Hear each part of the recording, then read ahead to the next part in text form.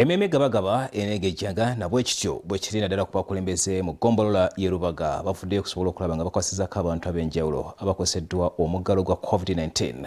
Bano batambudde mu bitundu ebyo bitali bimu era ng'abamu basisinkanye bassentebe ne bakwasa obuyambi okusobola okubawa eri abantu baabwe abakyagenda maaso n'okuba nate nga bakosebwa obulwadde bwa COVID-19. Bakkansala mu miruka egy'enjawulo mu divisioni y'e Lubaga bayingidde mu kusukuma ogw'okuluwo wakati wa bannannyini mayumba n'abapangisa nga baagala okubafulumya olw'obutasasula mu kana akaseera k'omuggalo gwa COVID-19. So balandiroodi ekyo kye mukola nga mugenda muteekawo embeera embi abantu basiiba wakati bakola tubale tubasaba baleme kuteekawo mbeera ennyumba babasaleko babe nga tebasasula naddala mu buno obudde obw'omuggalo at least wadde bana tebafunye emmere naye bamanye nti ew'okusula wakola ki weewali. Bano bagamba nti newankubadde gavumenti yavaayo okusuubiza ensimbi nga bayita mu yafisi ya Ssaabaminisita munda mu ggwanga Robinah Nabbanja wabula bino bawulira biwulire tebafunanga ku nsimbi zino. Nze zitano za gavumenti ate era zaffe abantu kubeera zivaafu naye ekituufu kiri nti abantu essuubi ligenda libaggwamu. Ssente zaasuubizibwa dda abantu ne balinda ssente abantu babaggalawo dda naye ssente ziganya okutuuka mu bantu. Bisookera ddala oluvannyuma lw'okulinda obuyambi obuva mu batusuubiza aba gavumenti nga tebutuuka tusazeewo tutooleko ako akatono ke tubadde nako tugabaneko ne bakadde baffe. Wano kansala Agnes Namakula waaviiriddeyo okusobola okutaasa ku bantu naddala abali mu mbeera embi okubawa ku kyokulya okulaba nga tebafiira mu mayumba gaabwe. Tuyise emmere eno tugenda giyisa mu bakulembeze b'ebitundu ab'enjawulo bakyamani b'ebitundu lwa nsonga tetusobola genda kinnomu olw'ekirwadde kya COVID ekiriwo ensonga lwaki tukozeseza obukulembeze bwaffe obw'okukyalo bwe batuuseeko kubanga abantu abo babamanyi bulungi ate bawangaala nabo. Ti akatono bannaffe ke beekutte n'okumobilizinga community okusobola okubeerawo kirako omutima ogulugumirirwa. Abaweereddwa ku mmere mulimu ababodaboda n'abantu abalala era nga bikwasiddwa bassentebe baabwe. Banna yennyina essanyu lingi nnyo olw'abakansala baffe omutima omulungi gwe batulaze. Bannange abantu badde bali mu nnaku abantu bali mu mayumba tebalina kye balya abantu bakaaba balinze ka message ka Mrs. Nabbanja tebakalabako. Nabbanja yabadde ayagala tukubya akalulu wakati nganza omuntu omukulembeze mu kyalo muno ogenda oŋŋamba empandiika amannya abantu baleme kufuna ssente ezo kale wani bawaddeyo ebiryo bano owayo abantu nga 10 ku kyalo naye kati yatulaze nti teyatubeereddemu. Mu ngeri emu ne kansala Nuriat Mugwanya aliko abantu basobodde okuwa ku buyambi mu muluka gwe Najjanankumbi. Twewaddeyo batuvuddeyo nga bakansalazi abanajjanankumbi tupalishi okusobola okuyamba abantu baffe. Banajjanankumbi tupalishi mulabanga abali obulungi naye tebali bulungi. Embeera yakutte ku buli omu abadde obulungi abasinga babagalira bizinensi zaabwe tebagenda kukola.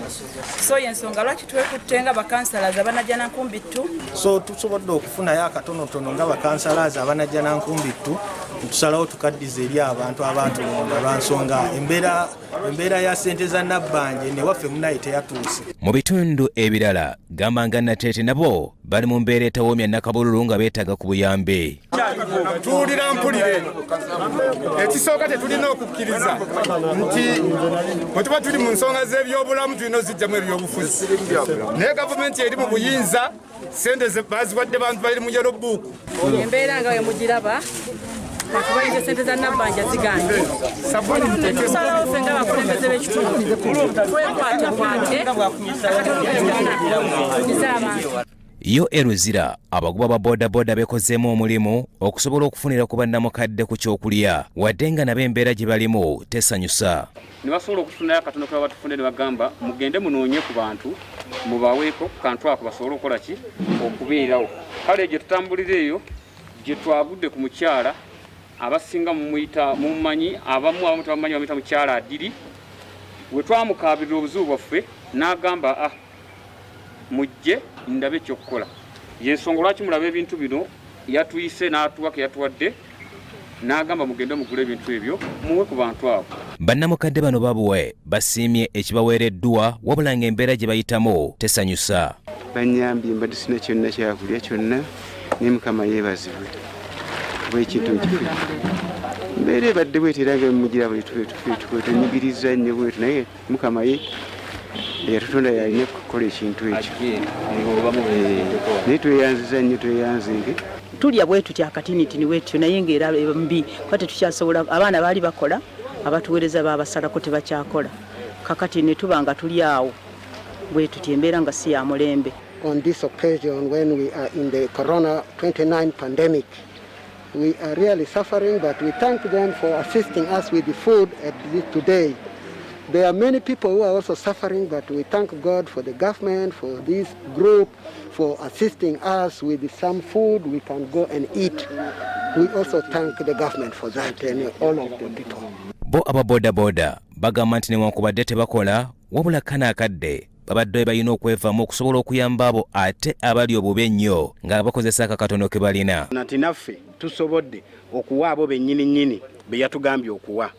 Naye omulanga gwange ngutwala eri gavumenti ffe ng'aba boda boda batwerabira esente ze batusuubiza emitwalo 10 tetwafuna era teri yali kuffe n'abeeruzira tetwalisiivinga sente naddala nga ku siteegi yaffe yalekeddwa ivu tekuli yafuna wadde 10. So tusaba gavumenti President Museveni atuuze abantu be asobole ye nga we yasalawo n'agamba Abannayuganda kamba kwatireko wawula bano abantu be yawa ssente ze ate bali mu kumwonoona ng'esente balabika balina we bazikoze eki. Era bwebaza bano aba elite abasobodde okusaka ne basobola okubeera nti ne batuyita naffe tujje tubeerewo okwo nga bawa abantu baffe ako ke baasase. Ne bannannyini matendekero g'ebyemikono nabo batidde olw'embeera enegenda mu maaso nga tebamanyi kikyakuzzaako. Bali mu masomero ago abakozi abasomesa n'abatali basomesa.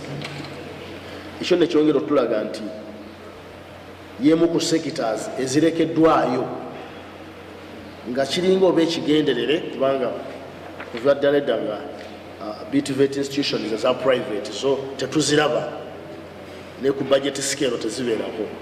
Tusula bubi tulya bubi tugadde n'ekyokulya tetukyakiina kakati nze bwe manga ffe ba directors tufaanana bwe tuti kati gwebuuza ate abasomesa abatusomesezaako oba bannani staff abafumbi abakiriininga bo bafaanana batya. Balina okutya nti abaana abamu bandiremererwa okuddamu okusoma olw'obutaba na buyambi naddala ku nsonga z'ebyensimbe. Kati abazadde tubasaba naffe mutusaasire ng'abantu mutulabe bwe tufaanana kati saawa zino sente zaffe mwagenda nazo musindike abaana baffe bakomewo batuddize sente zaffe ate n'abaana bamalirize courses tumalirize bulungi tusigale nga tukwatagana. Eggwanga nti naffe gye tuli kubanga tusomesa ebyemikono abaana bye batambula nabyo bye babeera nabyo obulamu bwabwe era tukobola abazadde okulema okulowooza nti omwana agenda okuyiga ebyemikono ye mwana eyagwa sitaba mwana eyagwa naye ye mwana gw'otegekedde omulimu gw'atagenda kunoonya gw'agenda okulowooza. Byakyambadde Lawrence ne Ola Gabdel, Salt TV, Omunnyo.